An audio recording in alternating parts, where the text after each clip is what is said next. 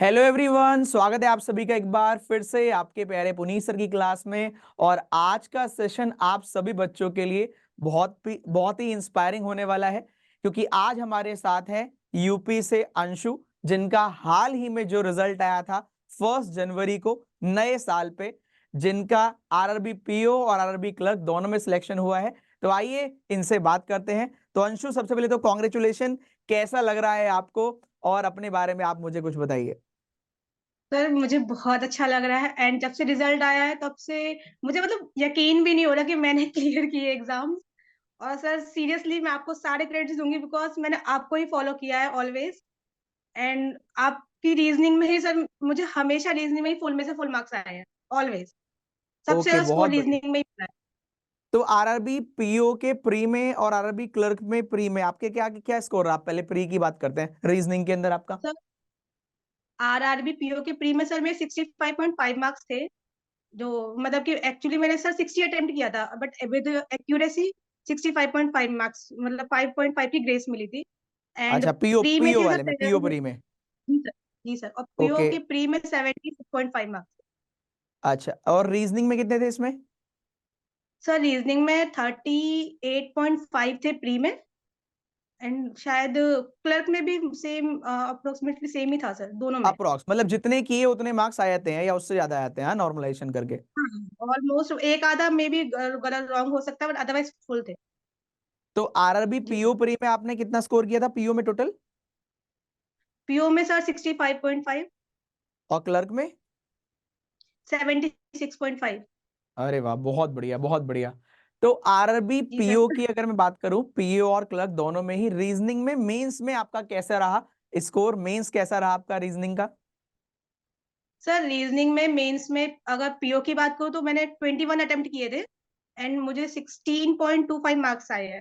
40 16? में से ये वो सर ओके। 40 में से वो ओके। कैलकुलेट करने के मार्क्स आते हैं, है ना। एंड अच्छा अच्छा। क्लर्क में मैंने किए थे 40 में से 37, जिसमें से 35.75 मार्क्स थे। अच्छा, लास्ट में वो एक गलत। 37.5 आरआरबी क्लर्क क्लर्क मेंस में, हाँ।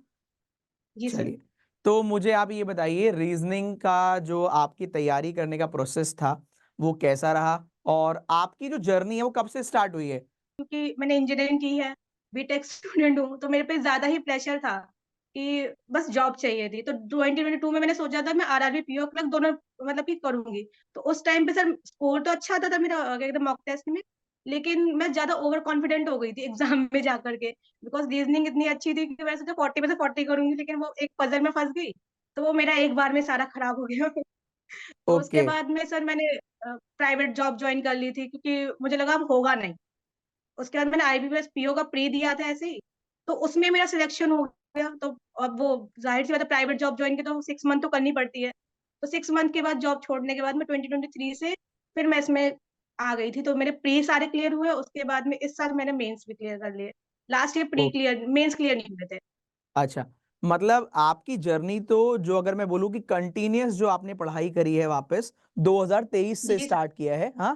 जी सर 2023 और से। जी मतलब सर। ये फाइनली जर्नी में थोड़े बहुत उतार चढ़ाव भी रहे, पहले ओवर कॉन्फिडेंस रहा क्योंकि आपने बीटेक किया है ना। तो जी फिर सर। वापस आपको पता लगा कि चलो नहीं, प्राइवेट कर लेते, नहीं होगा, मतलब वहां से सीधा अप से डाउन पर आए। और फिर एग्जाम दिया जी तो सर। लगा कि नहीं, मैं कर सकती हूँ अगर आप वापस अपने आप को पुश करूँ तो हाँ मैंने सर तो उसको रीजनिंग, पुश जैसे किया रीजनिंग था। आपने एंड पढ़ी, हाँ। जी सर। सर मैंने तो अपने आप को खुद से सोचा था, मैंने ऐसे अपने दिल पे हाथ रख के कि मैंने अपना 100% दिया है कि नहीं दिया, 2023 में भी और 2022 में। तो मुझे खुद से ही पता फील हो रहा था कि नहीं, मैंने नहीं दिया है। तो इसलिए मैंने इस साल पूरा अपनी पूरी जान लगा दी कि इस बार करना ही करना है, चाहे कुछ भी हो जाए। बहुत बढ़िया। तो जैसे मैं तो जी खैर सर। रीजनिंग पढ़ाता हूं, तो मैं तो पहले रीजनिंग का ही पूछूंगा कि रीजनिंग जी की सर। जर्नी जो आपकी स्टार्टिंग थी वो आपने कैसे स्टार्ट की, और अभी आप अपने आप को कहाँ पाती हैं, किस तरीके से वो जर्नी रही? आप अपनी रीजनिंग को बेहतर करने के लिए आपने कौन कौन से पॉइंट किए, और बाकी बच्चे क्या क्या कर सकते हैं, वो एक बार बताइए। सर रीजनिंग में एक्चुअली सर मैंने ना पहले सेल्फ स्टडी की थी, क्योंकि मुझे पता होना चाहिए पहले सिलेबस क्या है, क्या कैसे उसको बेसिकली उसको समझना होता है। तो मैंने वो किया कि जैसे कोई भी अगर जैसे सर्कल वाली पजल है तो उसमें मेन पॉइंट्स होते क्या है। तो मैंने उस तरह से उसको सीखना स्टार्ट किया कि बस मुझे पहले स्टार्टिंग में पॉइंट्स पता चल जाए। उसके बाद सर मैंने आपकी यूट्यूब पे क्लासेस देखी थी काफी सारी। तो एक सीरीज वाइज मैंने वो क्लासेस को स्टार्ट किया था। मैं क्लासेस को पहले देखती थी, जब मेरे को समझ में आता था, नहीं आता फिर मैं क्या करती उसको पॉज़ करके जस्ट जो आप मुझे मतलब पज़ल वगैरह देते थे ना, तो मैं उसे खुद से करती। अगर आप 3 मिनट दे रहे हो, तो मैं उसे 2 मिनट लेती थी कि मैं उसे 2 मिनट में कंप्लीट करूँ कैसे भी करके। तो इस तरह से मेरी स्पीड भी बढ़ती चली गई और मुझे रीज़निंग में कॉन्फिडेंस भी आता चला गया। उम, ऐसे ही करके सर रीज़निंग मेरी अपने आप ही बेस्ट हो गई। और मेंस की रीजनिंग से या मेंस की पजल से अब तो डर वर नहीं लगता है? बिल्कुल भी नहीं सर, जब से आपसे पढ़ा सर तब से तो डर तो बिल्कुल गायब हो गया है मेरे अंदर से।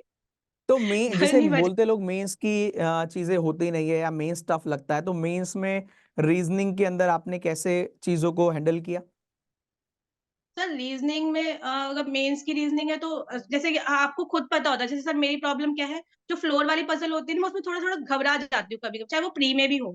तो जो मुझे बेटर आता है, जैसे सर्कल वाला बेटर तो मैं अगर सर्कल वाली पज़ल मुझे दिख रही है, तो मुझे खुद कॉन्फिडेंस होगा कि मैं कर लूँगी इससे कैसे ना कैसे करके, चाहे भले टाइम थोड़ा ज़्यादा लगे, बट हो जाती थी। तो मैं उसी पे ज़्यादा फिर उस हिसाब से करती थी कि हाँ, भले टाइम मैं उसमें 2 मिनट एक्स्ट्रा ले लूँ, लेकिन वो बन जानी चाहिए। तो उस हिसाब से सर मैं वैसे क्वेश्चन सिलेक्ट करती थी अपने लिए। जिसमें मतलब मुझे जो आपकी कॉन्फिडेंस हो। स्ट्रेंथ है उस पर पहले वो वाले क्वेश्चन कर लिए, मतलब जी, जो उससे आपको डर लगता है उसको थोड़ा सा अवॉइड किया, पहले पहले अपनी स्ट्रेंथ पर जी सर, काम किया, जिससे कि क्वेश्चन जी सर, मतलब एग्जाम में मोमेंटम बना रहे। हाँ, जी, तो जी सर। आपका जैसे मैथ्स है, इंग्लिश है, जीए है, बाकी सब्जेक्ट के बारे में बताइए कि आप क्या कितना अच्छा है आपका मैथ्स या इंग्लिश या रीजनिंग या जीए, बाकी बताइए। मेरी इंग्लिश नहीं अच्छी है बिल्कुल भी क्योंकि मेरी स्कूलिंग थोड़ी वैसी हुई है। इंग्लिश मेरी सच में नहीं अच्छी है। English okay, last year sir मैंने आरआरबी में हिंदी चूज़ किया था एंड हिंदी भी मेरी बहुत बेकार थी। उससे अच्छी तो ओके, इंग्लिश इसलिए मैंने सर इंग्लिश चूज़ किया था और विशाल सर से मैंने सबसे इम्पोर्टेंट मैंने विशाल सर से पढ़ना शुरू किया था। जैसे सर एडिटोरियल पढ़ाते हैं तो सब मतलब सुबह-सुबह उठ के मैंने एक रूटीन बना ली कि एडिटोरियल और जीए तो मुझे पढ़ना ही पढ़ना है सुबह, कंप्लीट करना है कैसे भी करके। तो वो पढ़ती थी फिर पूरा दिन रीज़निंग, मैथ्स और रात को फिर बस मैं रिवाइज़ करती थी जो भी पढ़ा है, उस तरह से। तो इंग्लिश तो सर मैंने विशाल सर से और मॉक टेस्ट को ही एनालाइज़ कर करके उसी की वोकैब्युलरी रीड करके उसी से इंक्रीज़ की थी। बहुत बढ़िया। मतलब आपने अपनी इंग्लिश की जो कमी थी वो एडिटोरियल पढ़ के और सर की क्लासेस कंटिन्यू करके जी सर। उन्हीं से ही चीजें संभाली है। मैथ्स कैसा था आपका मैथ्स? सर मैथ्स तो मतलब ऑलमोस्ट ठीक-ठीक था। रीज़निंग जैसे ही सब कह सकते हैं बट थोड़ा-सा रीज़निंग से डाउन था। अच्छा, थोड़ा मैथ्स रीजनिंग से थोड़ा कम था, लेकिन हाँ मैथ्स ठीक था आपका, हाँ? ऑलमोस्ट ठीक था। तो जो बच्चे ऐसे नए रहते हैं, जैसे आपने बोला कि मैंने पहले पढ़ाई स्टार्ट की, फिर मैंने छोड़ दिया, फिर वापस मैंने गेन किया, फिर पिछले साल जी सर। आपने कहा कि प्री निकले थे लेकिन मेंस नहीं निकले, फिर इस बार आपके मेंस भी निकले हैं। तो बहुत सारे बच्चे इस साल हुए होंगे, जैसे आपके साथ जो 2023 में हुआ, वो बहुत सारे बच्चों के साथ 2024 में हुआ होगा कि शायद उनके प्री जी, निकले हो, मेंस ना निकला हो, या कुछ बच्चे ऐसे रहे होंगे जिनके प्री भी नहीं निकले हो, जैसे आपका जी सर। 2022 में आपके साथ हुआ। तो जी सर। 2022 से आप, जैसे किसी बच्चे का 2024 में अगर प्री भी नहीं निकला है, तो उसके लिए क्या एडवाइस, क्योंकि हो सकता है देखो कोई एडवाइस ऐसी हो जो आप बोल दो और कुछ बच्चों का भला हो जाए। तो 2022 से आपने क्या लर्निंग की वो बताइए मेरे को, कि जो बच्चे का कुछ भी एग्जाम नहीं निकला वो क्या करना चाहिए, उसका माइंडसेट किस तरह का होता है और वो क्या करे कि उसको बेटर रिजल्ट मिल पाए। तो पहले 2022 वाला मेरे को बताइए कि अगर कोई भी एग्जाम नहीं सर निकला तो बच्चा क्या करे। सर अगर जैसे आपका कोई भी एग्ज़ाम नहीं निकला, जैसे मेरा था कि मुझे रीज़निंग बहुत अच्छे से आती है। मतलब रीज़निंग मैंने बहुत प्रैक्टिस की है कि वो अपने आप आ जाती है। तो अगर आपका जो भी सब्जेक्ट बेस्ट है ना, सोचो कि उसमें फुल मार्क्स लेने हैं कैसे भी करके। जैसे मैंने सर ऑलमोस्ट चाहे आरआरबी पीओ हो, चाहे आईबीपीएस पीओ हो, मैंने तो ऑलमोस्ट कोशिश की है कि 35 में से 35 लेने हैं या 40 में से 40 लेने हैं, क्योंकि रीज़निंग एक मेरे स्कोरिंग सब्जेक्ट था। उसके बाद जिसमें आप जैसे मैथ्स है, रीज़निंग है, अगर आप उसमें एवरेज हो, तो एवरेज के हिसाब से मार्क्स लेने की कोशिश करो। रॉन्ग मत करो बिल्कुल भी, अगर रॉन्ग करोगे तो सर वो नेगेटिव में चला जाएगा पूरा, तो फिर वो और ज़्यादा आपका मोरल भी डाउन करेगा और आपकी जो एक्सपेक्टेशंस होगी वो भी गिरेंगी। तो जितना अगर आप 70 आपको 70 आता है, 70 पे ही रखो। 65 टू 70 मार्क्स तो स्कोर आएगा कम से कम। तो मेन चीज़ सर यही है कि आप अपनी एक्यूरेसी पे ध्यान दो और उसके बाद में जो आपका बेस्ट है उस पे और बेस्ट करने की कोशिश करो ताकि उसमें मार्क्स कभी कम ना हो। और जो आपका ओके, वीक है उसको बस धीरे-धीरे करके थोड़ा-सा बढ़ाओ ताकि वो उसमें हो जाए। जैसे मेरा इंग्लिश वीक था, तो सर मैं इंग्लिश को पहले मेरे 8 मार्क्स आते थे या 9 आते थे। अब मैं उसको धीरे-धीरे 19-20 पे ले आई हूँ। बहुत बढ़िया। मतलब एक तरीके से ये है, मतलब अच्छा पॉइंट आपने बोला कि जिस बच्चे का एक भी एग्जाम नहीं निकला तो उसका कोई ना कोई सब्जेक्ट तो अच्छा होगा ही, डेफिनेटली सी बात है। तो कोशिश करो उसमें 100% रिजल्ट लाने की। अब कभी कभी जी होता है कि सर। आपके पूरे मार्क्स ना आए, 35 में से 35 ना आए तो 34 33 तक जाओ, 40 में से 40 नहीं आ पाए तो 38 39 तक जाओ, जिससे कि आपका जो एवरेज सब्जेक्ट है उनके कॉम्बिनेशन से भी आपका कट ऑफ से मेरिट ऊपर चली जाए, मतलब कट ऑफ से आपके नंबर अच्छे चले जाएं। और एक पॉइंट ये भी अच्छा बोला अंशु आपने कि जो सब्जेक्ट वीक है कोशिश करो आपके अगर 5 6 7 8 भी नंबर आ रहे हैं तो वो 8 से 9 हो, पहले 9 से फिर 10 हो। जब आप डेली डेली डेली डेली काम करोगे और उतने नंबर पर पहुंचोगे तो आपको खुद भी लगेगा कि यार अब 10 नंबर हो गए, अब 11 पर बढ़ते हैं, अब 12 पर बढ़ते हैं, और वो कहीं ना कहीं आपकी भी लाइफ चेंज कर सकता है। जैसे आज जी अंशु यहाँ पर हमारे साथ बैठी हुई है, शायद अगले बच्चे अगले साल या इसी साल मैं कहूँ एसबीआई क्लर्क, एसबीआई पीओ के बाद आप भी हो सकते हैं। पर वो यकीन होना चाहिए, वो पता होना चाहिए आपकी स्ट्रेंथ, क्योंकि कुछ लोगों को पता ही नहीं होता है या कुछ लोग मानते नहीं है कि मेरी इंग्लिश खराब है या मेरा मैथ अच्छा नहीं है। तो पहले तो अपनी कमियों पर देखो कि कमी है तो कहाँ है, उस पर काम करना आज से ही शुरू कर दीजिए, तो डेफिनेटली रिजल्ट आपके लिए पॉजिटिव आएगा ही आएगा।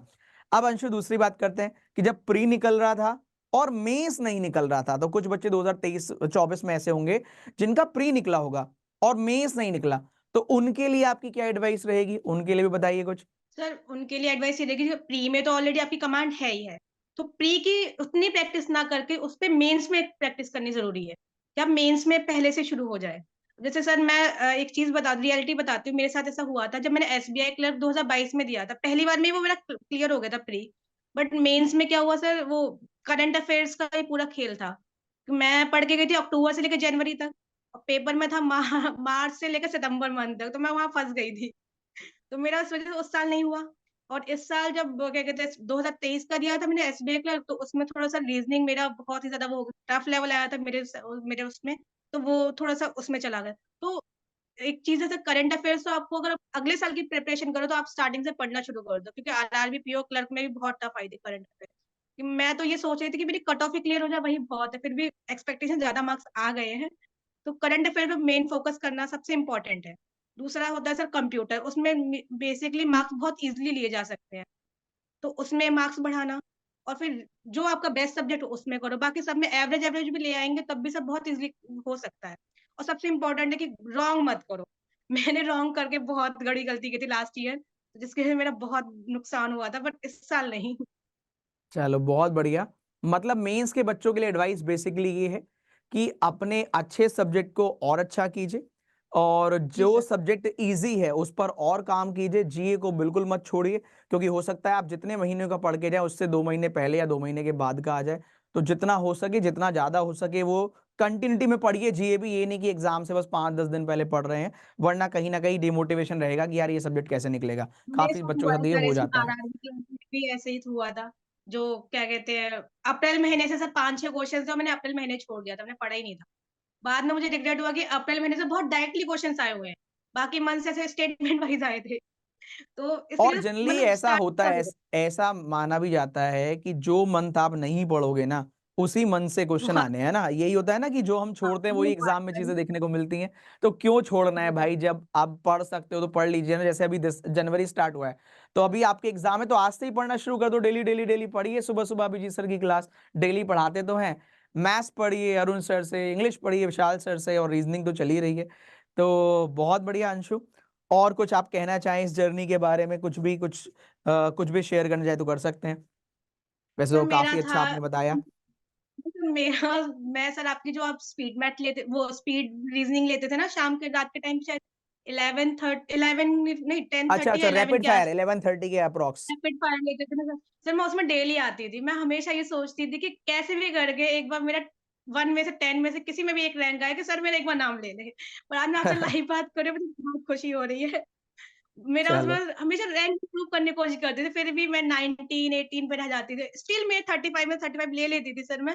फिर भी मेरे को सपना था कि बस मुझे आपसे बात करनी है एक बार।